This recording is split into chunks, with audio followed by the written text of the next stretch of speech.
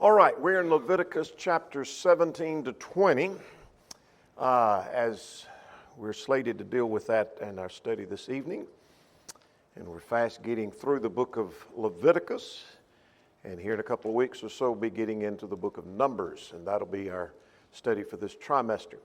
Anyway, this is our outline of where we are, and where we are, what we're dealing with. We're in the miscellaneous laws section, and dealing with heathen customs that are forbidden, chapters 17 through 18, as this outline presents it, in laws of holiness, 19 and 20.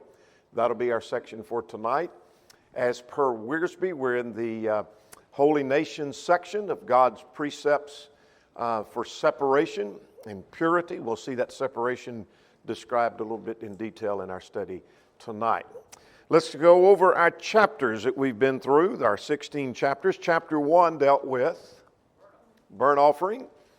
Chapter 2, grain offering. Chapter 3, the peace offering. 4, sin offering. And 5, trespass offering and restitution. That continues in chapter 6. What else in chapter 6? More offerings. And then chapter 7 brings that section to a close. Offering and the eating of blood. Now we're going to see more about blood in our study tonight in chapter 17. Well, that's primarily the sections on offerings. So chapter 8 dealt with what?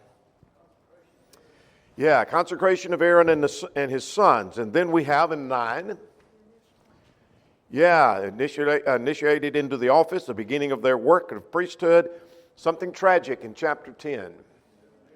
Nadab and Abihu. And then chapter 11, clean and unclean animals. Chapter 12, purification of a woman after childbirth. Chapter 13, law concerning leprosy. Chapter 14 continues cleansing of the leper. Very good. Chapter 15, bodily discharges, bodily uncleanness. And then chapter 16, a notable chapter, Day of Atonement. All right. Chapter 17, what's it about? All right. Sacrifice at the tabernacle and blood. What's chapter 18 about? Various laws pertaining to morality, sexual laws. Chapter 18, that was 18. 19, more various laws that primarily focus on relationships. And then chapter 20, sins that require death or capital punishment. We'll get to all of that here in a second. All right, here's a summary of these 4 chapters that we're going to be covering in our study. Chapter 17 deals with the sacrifice at the tabernacle, not away from the tabernacle, or at least to be brought to the tabernacle, and then the sanctity of blood. That's an important chapter to remember. There are key chapters, not that any chapter is unimportant, but like chapter 16, the Day of Atonement, you'll remember that for a long time. And then chapter 17, you always need to remember the sanctity of blood. You'll come back to that again and again and again, even when we're in the New Testament. Chapter 18 deals with sexual laws. Chapter 19, the various laws, primarily, though not completely and solely, deal with relationships. And then chapter 20, sins that require death. Is that making sense? So if you don't have answers to question number 1, there's your answer to that. Question number 2, where were the animal sacrifices to be offered? Verses 1 to 9, chapter 17. Or where were they to be brought? To the door of the tabernacle of meeting. All right, we have some ground to cover, so let's get underway with chapter 17.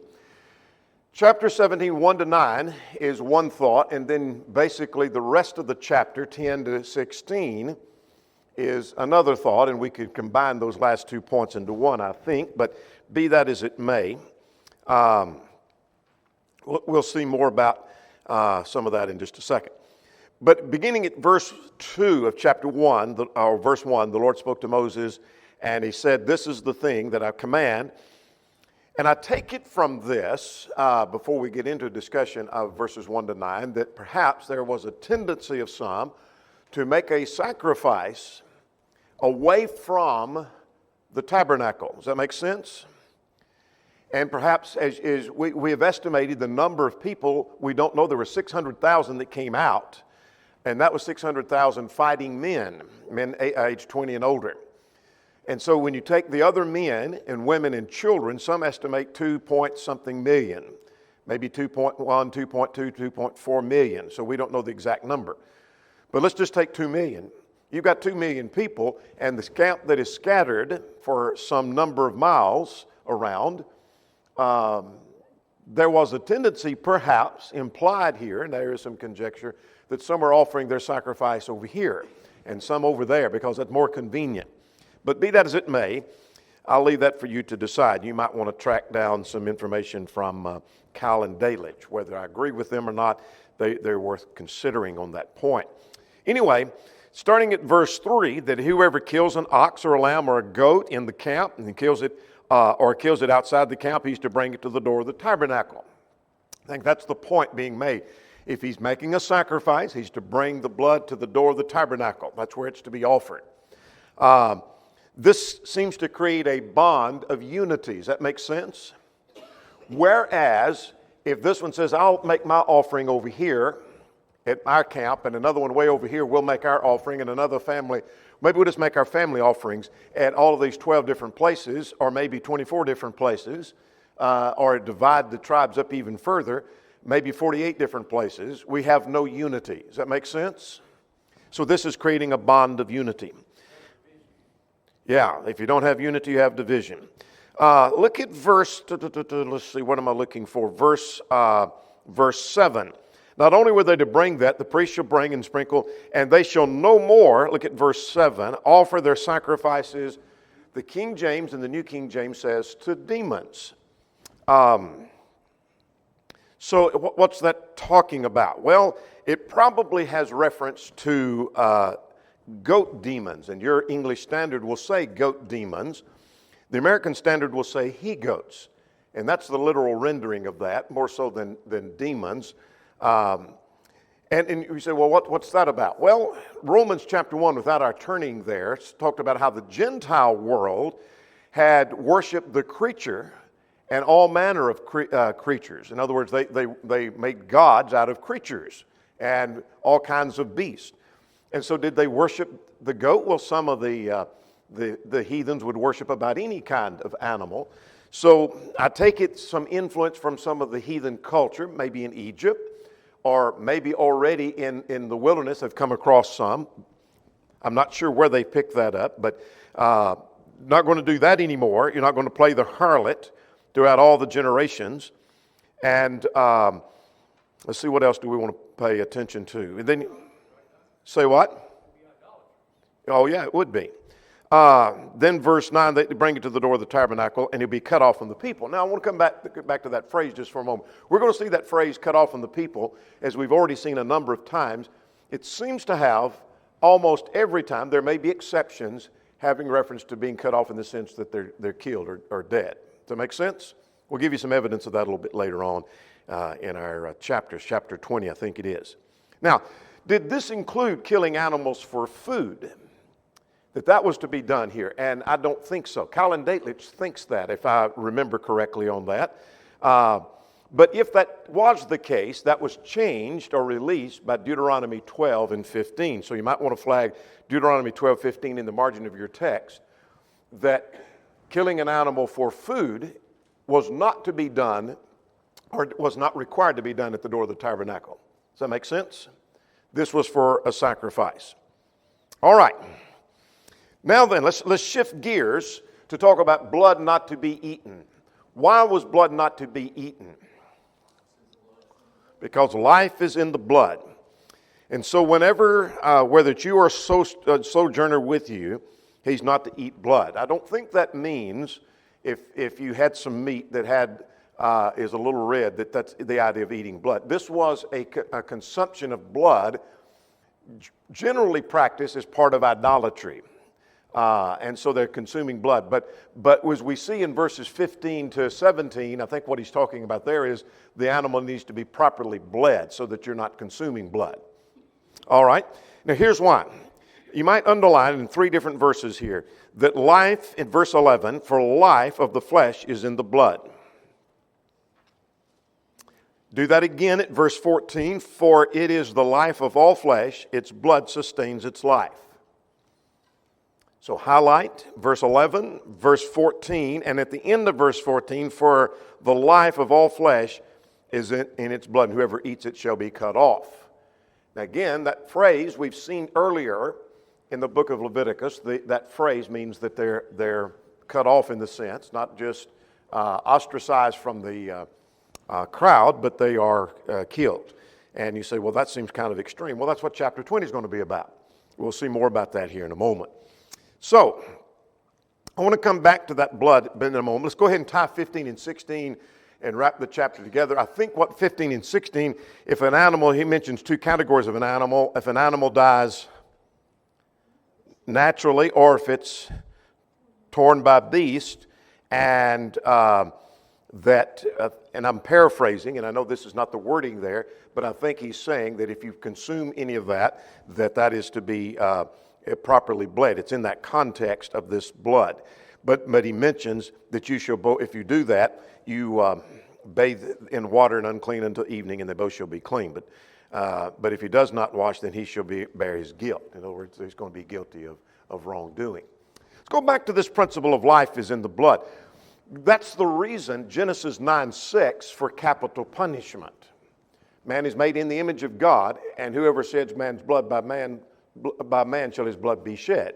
So life is in the blood, and he's made in the image of God is the reason God gave for capital punishment. Does that make sense?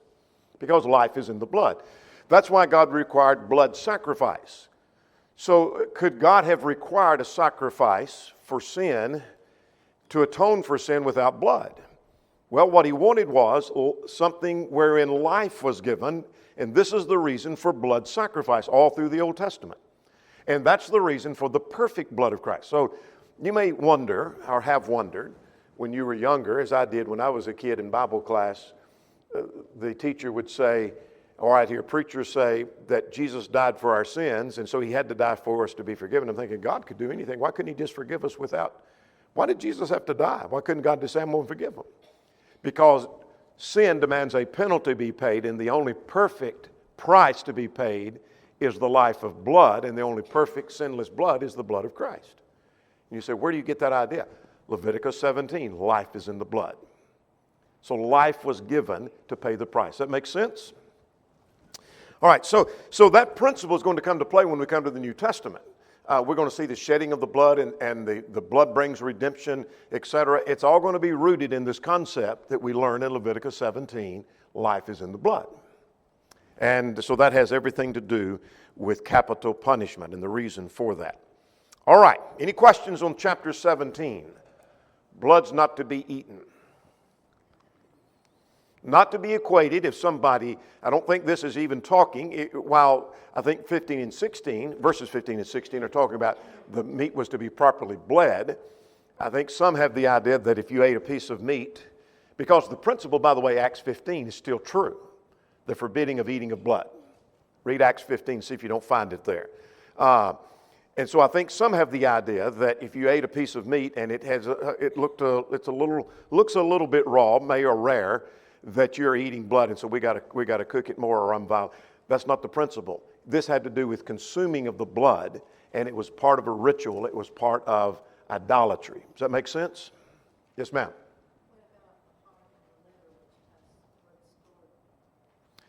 I think that he's talking about being properly bled. You're not consuming or drinking the blood or eating the blood. There may be blood. Every one of us have. If you've eaten meat, you have consumed some blood. I guarantee you. Every one of us, there's been some blood consumed. And so you say, well, how much? Maybe it was only just this micro drop, but we have consumed some. That's not equated with the practice that is being alluded to of consuming and eating of blood. But it's a good question, though. All right, let's go to chapter 18 now. Chapter 18, before we get very far, let's go ahead and get question number 4. What does chapter 18, verse 5 teach? You might want to highlight this verse because you're going to come to this time and again in the New Testament.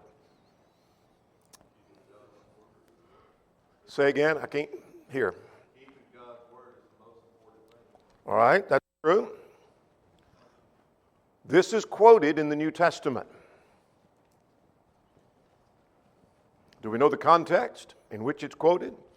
Romans 10, Galatians 3. Well, let's wait till we get to verse 5 then. We'll talk about that. Here's what's going on in chapter 18. I'll call this sexual laws. Are there other things besides sexual laws? Yes. But generally this has to do with sexual laws. God has laws for that. So let's start with verses 1 to 5. His point is, don't be influenced by the heathens. And so look beginning at verse 2 or 3. According to the doings of the land of Egypt, where you dwelt, do not do. In other words, don't practice the things you learned and you saw while you were down in Egypt. Well, don't do, and he mentions another place, Canaan, where you are going. Don't do what they did. So don't be influenced by your surroundings, where you came from out of Egypt, and you're going to Canaan. You're going to have the same kind of corrupt culture. Don't walk according to their ordinances. You shall observe my judgments and my ordinances and walk in them. I am the Lord your God. All right, there's a practical thing there. The world has different standards for morality. Don't be influenced by where you came from or where you're going, but be influenced by the commands of God. Now, verse 5.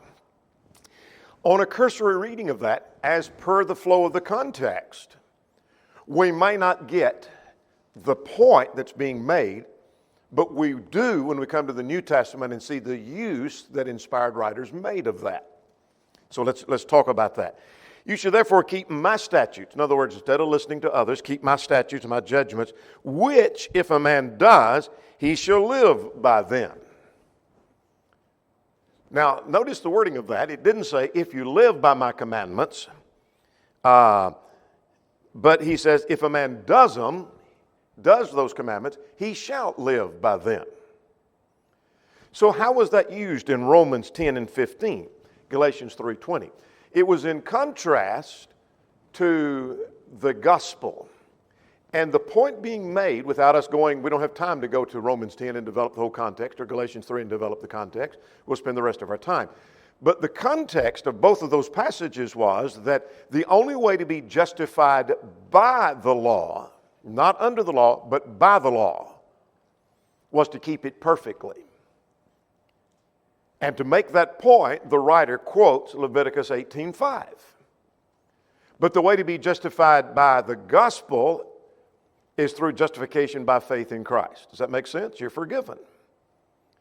So could one be justified if he kept the law perfectly? Sure he could. He lives by that. That was the point. That's the point Paul is making in Romans 10:15, in Galatians 3, and in verse 12. So we don't get that on a cursory reading of Leviticus 18, but we get that when we get over to Romans 10. That if you wanted to be justified or saved by the law, you could do so if you kept it perfectly. But if you kept it perfectly, you're not justified by the law. All the law could do is condemn. We see that in Romans. You see it in Galatians. You see it in Hebrews. Make sense? All right. Now, with that in mind, let's shift gears now. Let's talk about uncovering nakedness in verses 6 to 18. This expression, uncovering nakedness, includes, though not limited to, sexual activity. In other words, it can involve, in some places, primarily in this context, it has to do with the sexual activity.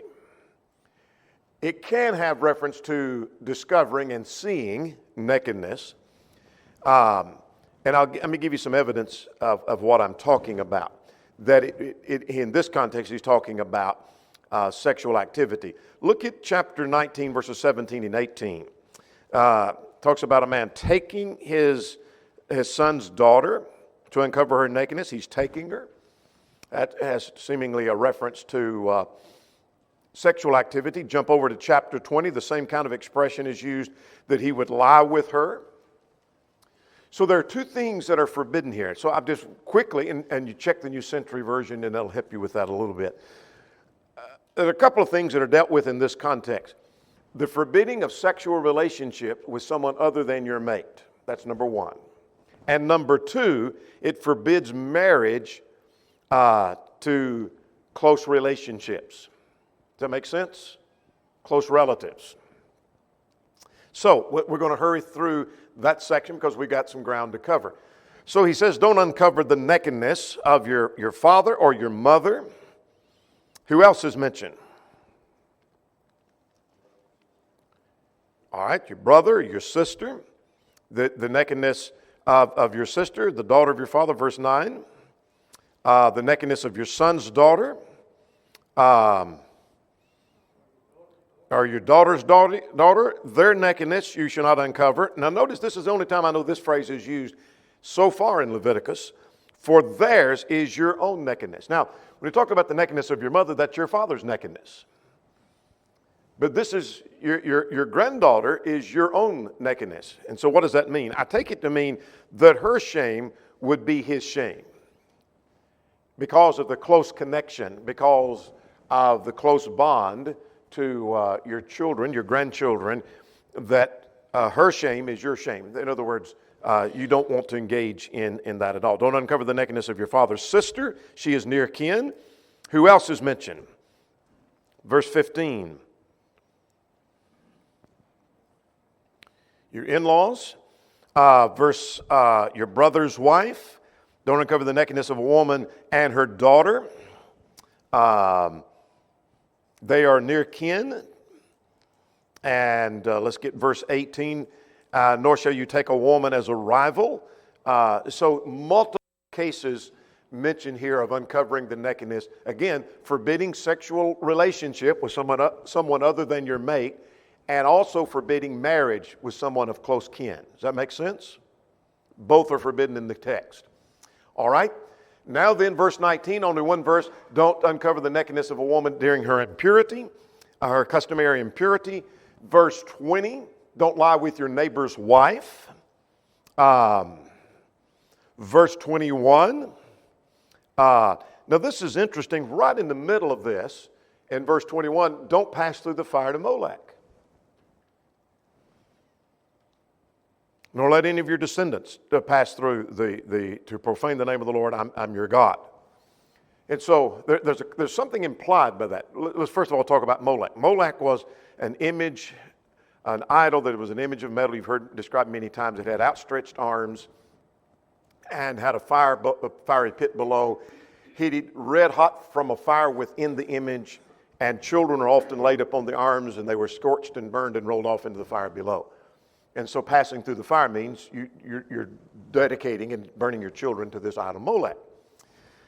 Well, closely connected with idolatry all through the Old Testament was sexual immorality. That's what I think is implied in this context.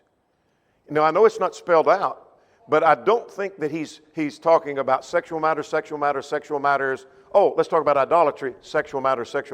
I think when he talks about idolatry, he's talking also about the sexual matters that went with idolatry. Because when they did that, there was the debauchery that went on with that. Make sense? All right.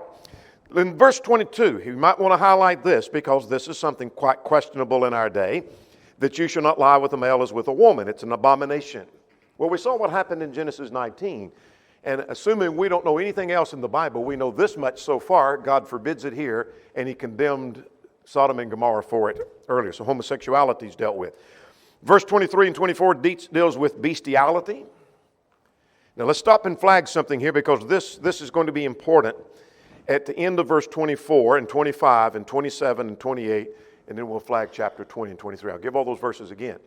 What I just learned, I am learning from the flow of this context, is the reason God's driving out the people of the land of Canaan. I think if we're not careful, we'll instill in people that God wanted to bring his people into the land of Canaan, so he just drove these people of the nation out.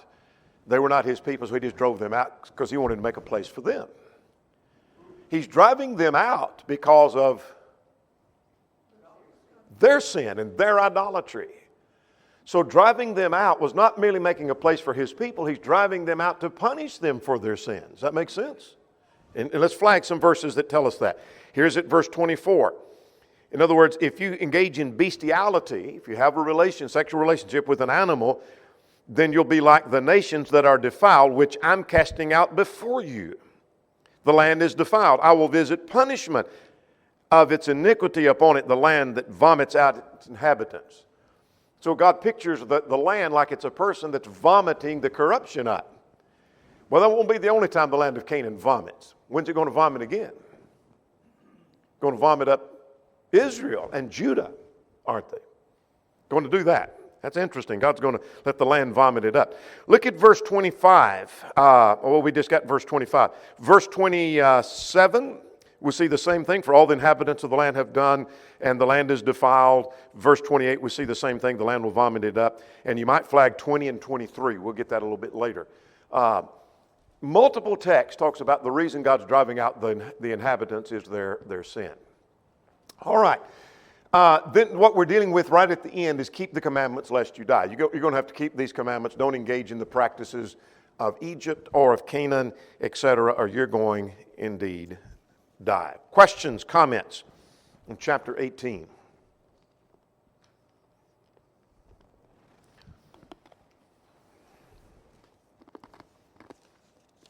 All right.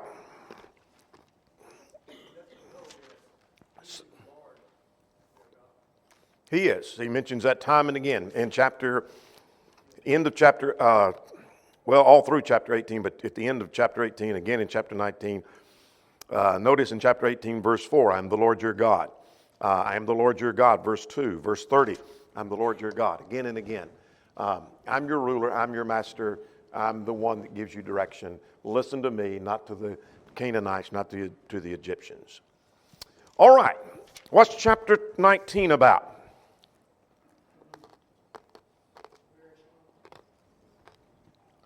Various laws, I guess I ought to put it up here, that primarily focuses on relationships. I'm going to give you a taste of where we're going. We've got some ground to cover. And what I'm going to show you just simply is there's 21 separate points to be made here in chapter 19. Most of them focus on some form of relationship, like honoring the aged. Don't mistreat the stranger. Be fair and just. Don't be a talebearer. Don't show partiality, etc. And so we're going to work through those as best we can. Just miscellaneous laws, primarily dealing with relationships, how you treat people. I want to flag a couple of places, lest we forget to make this point. Let's jump ahead of ourselves to verse 14 and see the expression fear of God. I want you to be watching for the fear of God in Leviticus, and then we're going to really focus on it in the book of Deuteronomy. In Leviticus, no book says any more about the fear of God than the book of Deuteronomy. The book of Leviticus uses it in a unique way, in this sense. It uses it in contrast, as we see in chapter 19, but more in chapter 25. We're going to see it. It's used in contrast. Don't mistreat people, but fear God. That's a unique use of the expression fear. And it teaches us a lot about fear. But go ahead and flag at verse 14 fear, and do it again at verse 32. And we'll make some sense of that when we get there. All right, let's go to verses 1 and 2. His point at verses 1 and 2 is, be holy because I'm holy. If you're going to be a follower of God, He's holy, then be holy. What does that mean?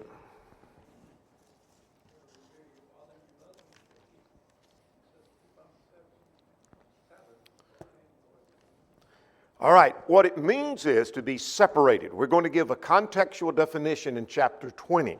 So if you want to make a note to check this out later, from verse 2 of chapter 19, to go over here and flag chapter 20 and in verse 24 for a definition. We'll get that definition in a moment. But it means to be separated. God is separate from the world. He's pure. We're to be separated from the world and be pure. 1 Peter 1 quotes that concept. God says, be holy for I am holy. That's the theme of 1 Peter. You want a good commentary on holiness? Read 1 Peter. Good book. All right. Now, At verse 3, here's one of the first laws that after being holy and pure, that has to do with our relationship to God. Verse 3 talks about what? Honor your father and mother, to revere his father and mother, and keep my Sabbaths. I am the Lord your God. So there's to be reverence and respect for parents. We're going to see punishment for that in chapter 20. The next one, verse 4. Stay away from idols and molten gods, because I am the Lord your God. All right, there's two things mentioned here about sacrifice. What are they? If you bring a peace offering, it's to be of your own what? Your own free will. Yeah, bring it of your own free will. If it's coerced, it's not much of a sacrifice, is it? So bring it of your own free will. But what are the regulations about that peace offering? We've seen this previously.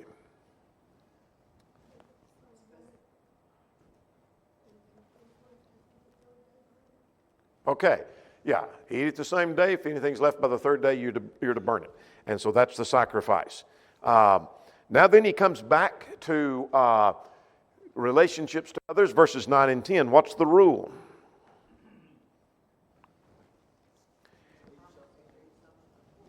Leave some for the poor.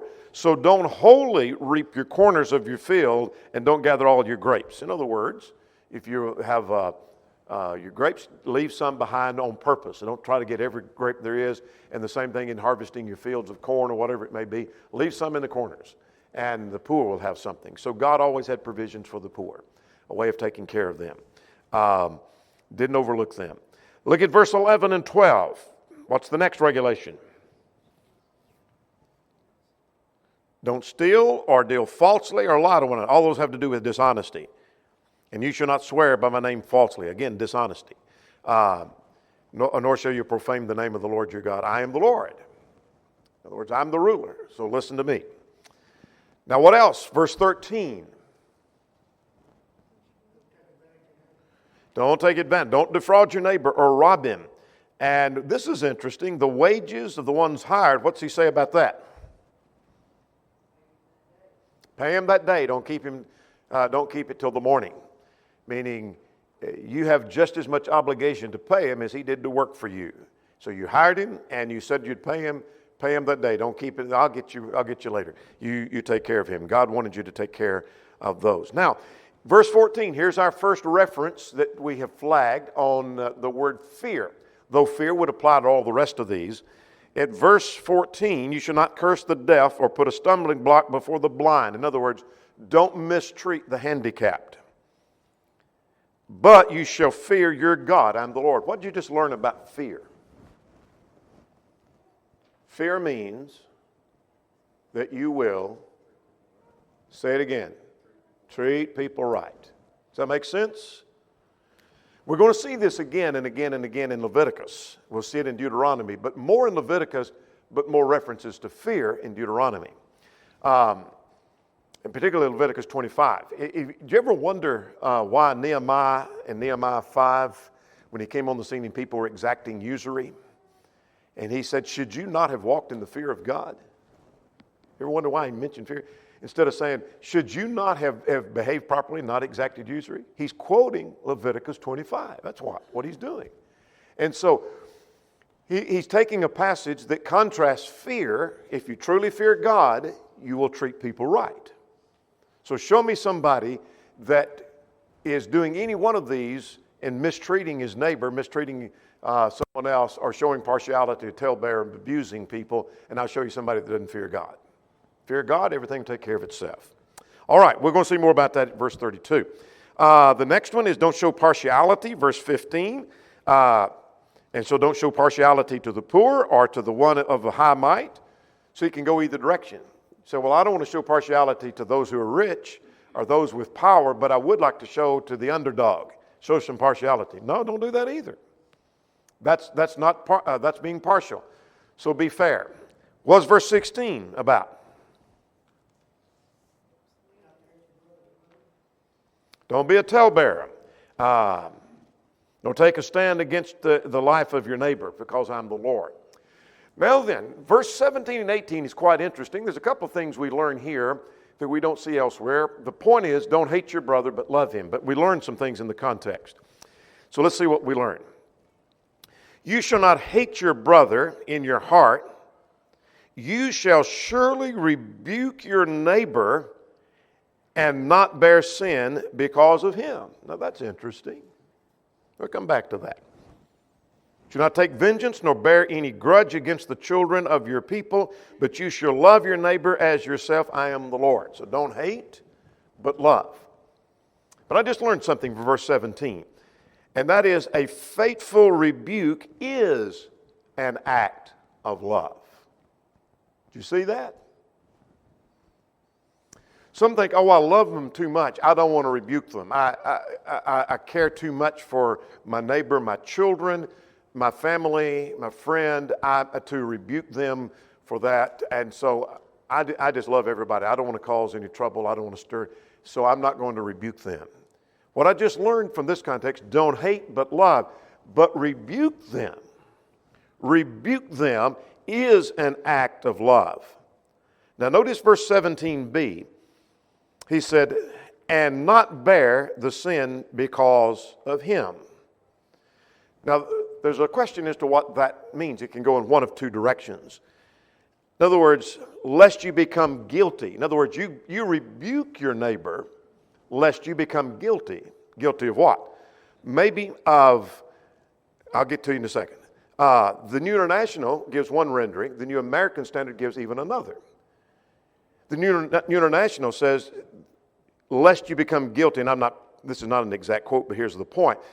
Lest you become guilty by not rebuking him at all. So rebuke your neighbor as an act of love, lest you become guilty of not rebuking him at all. The New International focuses on that. The New American Standard, which some of you may have, focuses in this direction, that you rebuke your neighbor, again, as an act of love, lest you rebuke him in the wrong way. Well, both are right. I don't know which one is what this text is talking about. Does that see where I'm coming from? And so you do rebuke your neighbor as an act of love. Love and rebuke can go hand in hand, but don't rebuke them in the wrong way. And a failure to rebuke is showing a lack of love. Does that make sense? Powerful point to be made from verse 17. Let's go on to verse 19. Don't mix your livestock, seed, and materials. I'm not sure of the purpose of all of that. Some have suggested, and this makes sense, that God has, all through the book of Leviticus, is separating clean and unclean and is driving home the principle of separation and purity of the people, that was to be a reminder of that principle. So don't mix your livestock, don't mix your seed, don't mix your materials. So don't wear linen and wool at the same time, or mix materials and make some garment out of linen and wool, but that keep things separate to remind them to be separate people. That must be the point. I don't know what else to make of that. Can you help me out, JP? Do you have a clue on that? Sounds good. I take that as an amen. All right. 20 to 22, don't lie with a woman that's not your wife. That's part of those sexual things we talked about in the previous chapter. Now notice at verse 20, this is quite interesting, that if it's let me just read verse 20. Whoever lies carnally with a woman who is betrothed as a concubine to another man, who has not at all been redeemed, nor given her freedom, in other words, she's not free, for this there shall be a scourging. That's King James, New King James. Yours may say something different. And they shall not be put to death because she was not free. Something about her not being a free woman suggested that she was not to be killed or to be put to death. But there was a scourging. Blackmore, and the Blackmores, which I've quoted several times, suggest there is no basis in Hebrew for the word or the concept of scourging. There's nothing in the Hebrew to suggest that. That it's more of a punishment. And they take it that the word means more of an inquiry than a scourging. That there's to be an investigation and find out what's going on. There is punishment, but she's not to be put to death. Does that make sense? And so I'll take them at that. There's nothing in the Hebrew to suggest scourging is to be in the text. All right. What's the law about not eating fruit to the 5th year?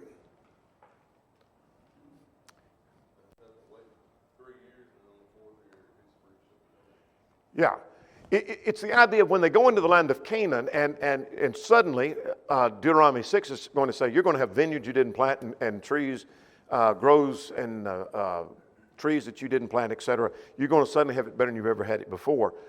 And so you don't eat of the 1st year or the 2nd year, but by the 3rd or 4th year, it becomes holy, and then you don't eat of that until the 5th year. I think it's because they're going into the land of Canaan. And so it's not that there's some contamination in that. It's that they were to not partake of that until the 5th year. It doesn't become holy in theirs, and they're right to partake until that 5th year. Well, let's see if we can finish this chapter here. We've got, 7 more points to go.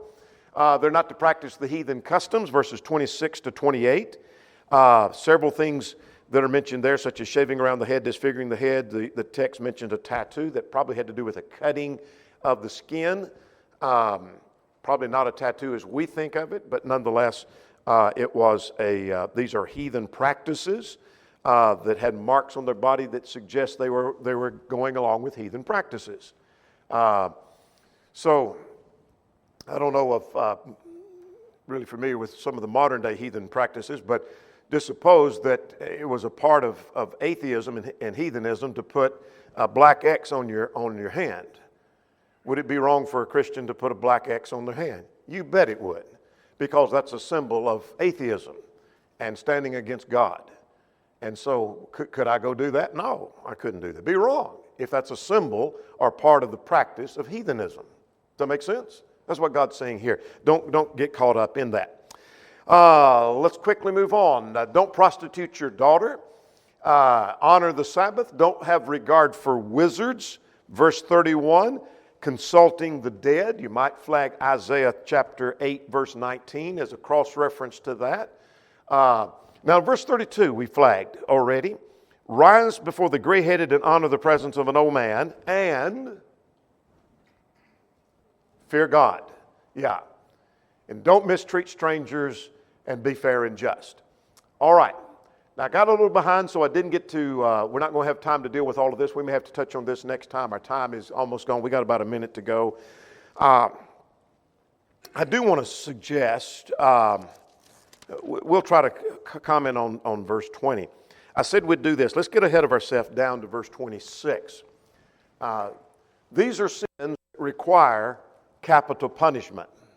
So I won't spend much time next time on it, but a number of the sexual sins, giving your child to Molech, consulting mediums, cursing father and mother, the sexual perversions, including everything from adultery, incest, polygamy, bestiality, etc., those should be put to death. And then finally we come down here to this holiness being required. Here's what I wanted to flag. Look at verse 26. That here's the purpose of these laws is maintain purity. Now verse 24, I'm just going to make one point and we're going to be done. That you shall inherit the land, and I will give it to possess the land flowing with milk and honey, who has separated, here's your key word, who has separated you from the people. Flag verse 26 to the side. Verse 26 says, for you shall be holy to me. Flag verse 24. Well, I just learned a contextual definition of holy means being separated from the world. Does it involve purity? Yes, but purity involves being separate from the world. That's what these laws were all about. God wanted his people to be holy. He just told us what that meant. I want you to be separated. I've separated you, made you different. I've made you holy. Does that make sense? Contextual definition. We're going to have to stop right there.